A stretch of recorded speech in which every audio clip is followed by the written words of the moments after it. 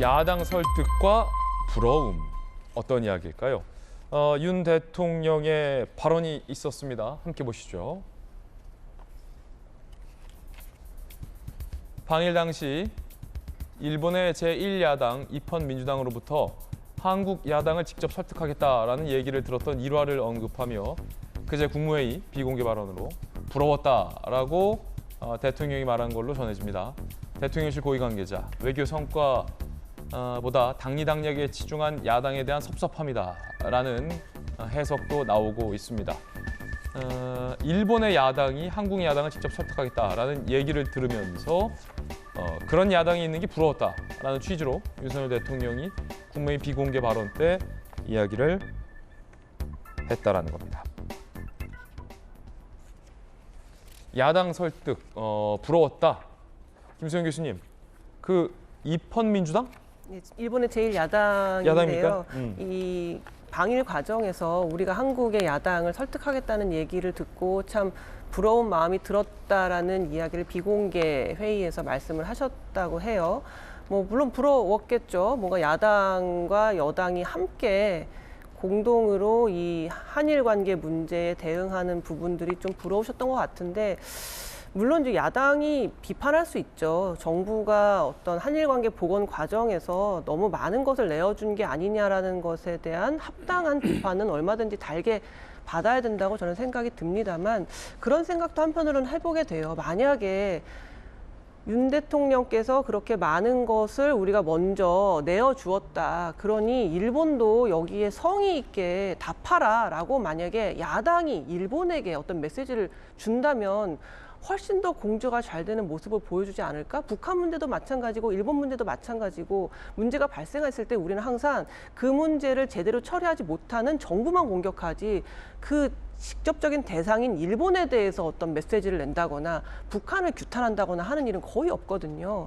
그래서 이게 진보냐 보수냐 좌파냐 우파냐를 관계없이 어느 정부가 들어서든 외교 문제라든가 남북 관계에 관련되어 있을 때는 좀 한 목소리를 내서 만약에 일본이 좀 무성의하게 우리에게 좀 대접하고 있다라는 생각이 들면 일본에도 한번 너네 그러지 마라, 우리가 이렇게 먼저 빗장을 풀고 나오는데 어떻게 그렇게 무성의하게 할 수가 있느냐라는 비판 성명도 한번 내볼 수 있는 게 아닌가, 그런 생각이 듭니다. 예, 부러웠다.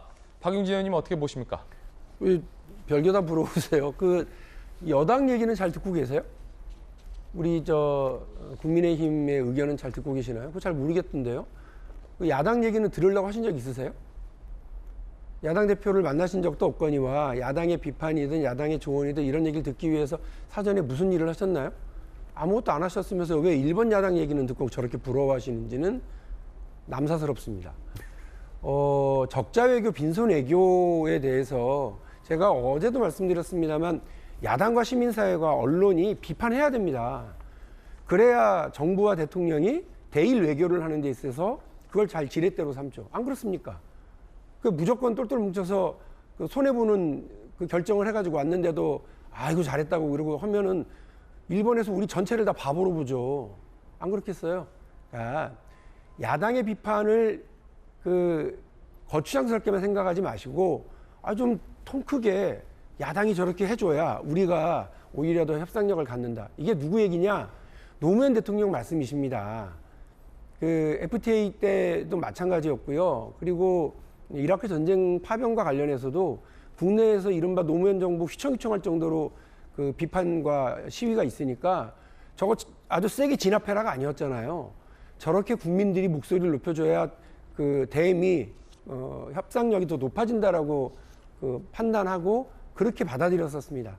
윤석열 대통령도 그래 주십시오. 야당의 목소리를 귀 기울여 들어주시고 또 우리 이양수 의원님을 비롯한 여당 내 이런 합리적인 목소리도 좀 귀 기울여 주세요. 그러고 그걸 바탕으로 일본의 야당들이 무슨 얘기를 하는 것에 대해서도 판단을 하셔야지, 그냥 대뜸 일본 야당이 본인하고 이렇게 의견이 좀 맞는 것 같으니까 부러웠다 이렇게 얘기를 하시는 건 제가 볼 때 진짜 적절치 않은 태도이신 것 같습니다. 그러니까 저도 한 말씀만 드리면 사실 이게 끝도 없이 계속 싸움만 하는 것 같아서 좀 안타까운데요.